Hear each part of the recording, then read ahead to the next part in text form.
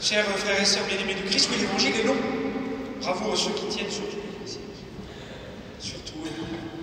Qui avait lu l'évangile avant de venir à la messe ce dimanche? Ouais, c'est pas la majorité. Donc ils ont été surpris les autres. Bien tant mieux, c'est une bonne surprise parce que c'est un beau texte. Alors je ne sais pas si vous avez suivi peut-être un petit peu sur les réseaux sociaux cette semaine le décès de l'abbé Cyril Gordien, 48 ans, prêtre du diocèse de Paris dont la sépulture a été célébrée lundi dernier. Cyril était un ami et j'ai découvert avec intérêt et beaucoup d'émotion son testament spirituel ainsi que l'homélie du père Guillaume de Montière à sa sépulture et le texte aussi du père Luc de Belsis, un de ses amis prêtres parisiens. Vraiment, je vous invite à les lire. C'est édifiant et c'est bouleversant et très profond. Et cela parle beaucoup de la joie et de la souffrance du prêtre en lien et aussi à cause de l'Église. C'est comme dans une famille, vous savez. Les plus grandes joies et les plus grandes peines viennent de l'intérieur. Et pour nous, de l'Église, notre famille. Alors vous n'êtes pas sans savoir que, en fait, le prêtre, en vrai, il est marié déjà. Vous savez, le prêtre, il est marié. On parle tout le temps du mariage des prêtres, tout ça. Il est déjà marié, le prêtre. Voilà. Il a la plus belle épouse qu'il soit, dont il n'est pas digne. Et cette épouse, c'est l'Église. L'Église. Cette épouse qui est la plus belle est aussi parfois la plus cruelle, parce qu'elle est sainte, mais composée de pécheurs. Pécheurs dont bien sûr et peut-être surtout ces pasteurs qui la font souffrir et la défigurent. C'est un grand mystère que celui de l'Église visible et invisible, sainte et immaculée en même temps composée de pécheurs dont nous sommes. Judas n'était-il pas un des 12 apôtres choisis par le Christ? D'où l'importance vitale, chers amis, de revenir sans cesse à l'essentiel, au cœur, pour vraiment se convertir. Et c'est ça le carême. Et c'est à cela que nous invite ce très beau texte de ce dimanche. Alors voyons cela ensemble, si vous le voulez bien, même si vous ne le voulez pas d'ailleurs. Lucidité, réalisme et résurrection. Alors lucidité tout d'abord.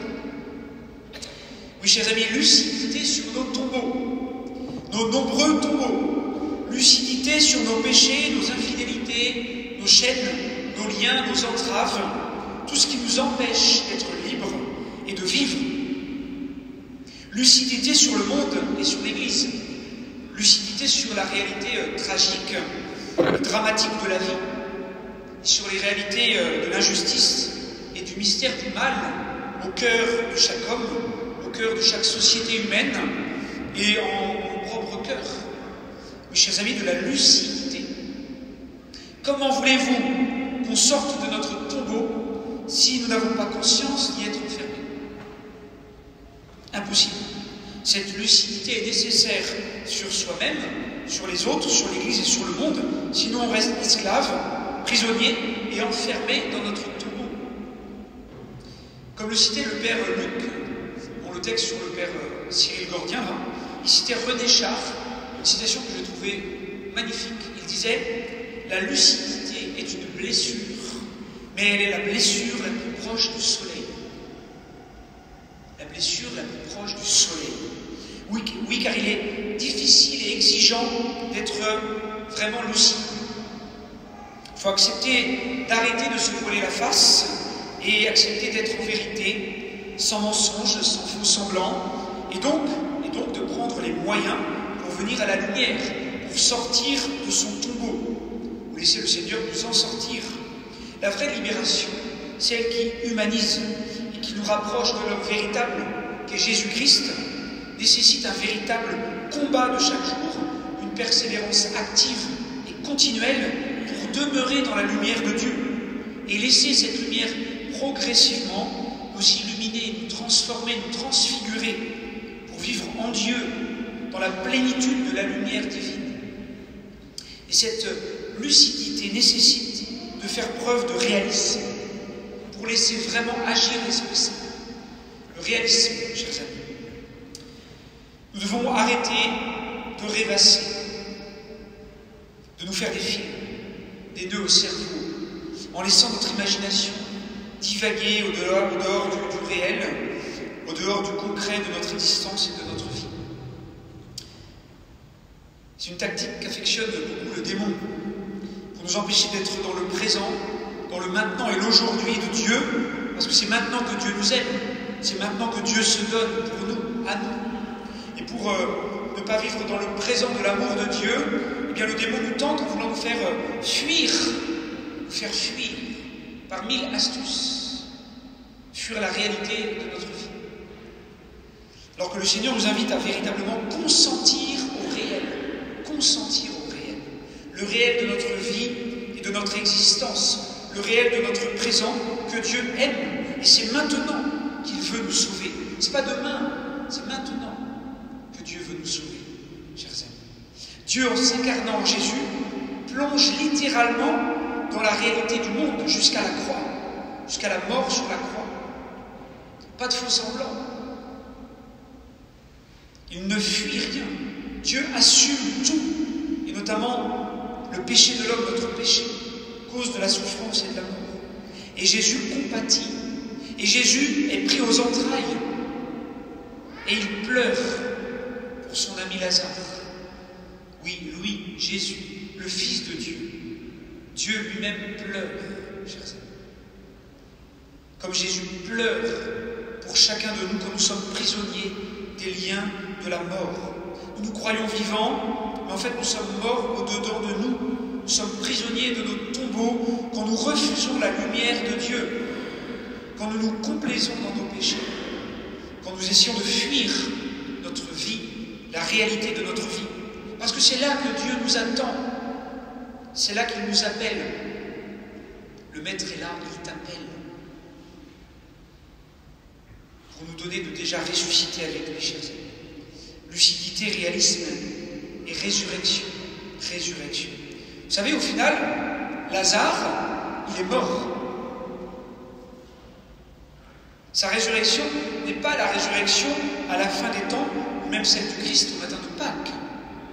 La résurrection de Lazare, elle est provisoire, car elle est un signe pour montrer que Jésus est le Christ, le Fils de Dieu, le Messie, pour avoir foi en lui, pour croire en lui. Cela va être un moment décisif. Comme le dit Saint Jean, beaucoup de Juifs crurent en lui. Mais il y en a aussi beaucoup d'autres qui décidèrent à ce moment-là de tuer Jésus. Parce que le signe était trop puissant, trop fort, donc dangereux pour leur pouvoir. Et nous, chers amis, et nous, laissons-nous vraiment la lumière de la résurrection éclairer nos vies, ou avons-nous, même secrètement, peur de laisser trop toute la place à Jésus, peur d'être dérangé, peur de devoir changer, peur de devoir faire des choix difficiles. Et pourtant, ce matin, Jésus le dit à chacun de nous, Lazare vient dehors, Pierre vient dehors, Paul vient dehors, chacun de nous sort. Jésus nous invite tous et chacun de nous à sortir de notre tombeau et donc vraiment à écouter sa voix qui nous appelle à la vie, à la vraie vie. Et vous savez, qu'est-ce qu'il fait Jésus avant d'appeler Lazare à sortir? Il fait quoi Jésus? Il prie Dieu et il rend grâce à son Père. Il rend grâce. Jésus rend grâce. Père, je te rends grâce parce que tu m'as exaucé. Jésus rend grâce et c'est par là que commence la puissance de résurrection et de vie. Quand nous rendons grâce à Dieu, chers amis, au cœur de la réalité de nos vies, en consentant au réel de notre pauvre existence, sans rien cacher, de manière lucide, eh bien cette action de grâce ouvre un immense espace dans notre cœur et dans notre vie, où Dieu peut agir profondément et faire en nous et par nous des merveilles et des miracles, au-delà de ce qu'on peut imaginer, demander ou percevoir.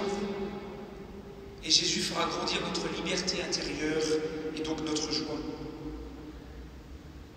Saint Paul nous le dit, je finirai par là, et si l'esprit de celui qui a ressuscité Jésus d'entre les morts habite en vous, celui qui a ressuscité Jésus le Christ d'entre les morts donnera aussi la vie à vos corps mortels par son esprit qui habite en vous. vous. Et Jésus nous le dit, je suis la résurrection et la vie. Celui qui croit en moi, même s'il meurt, vivra. Alors, chers amis, laissons-nous ressusciter maintenant par le Christ.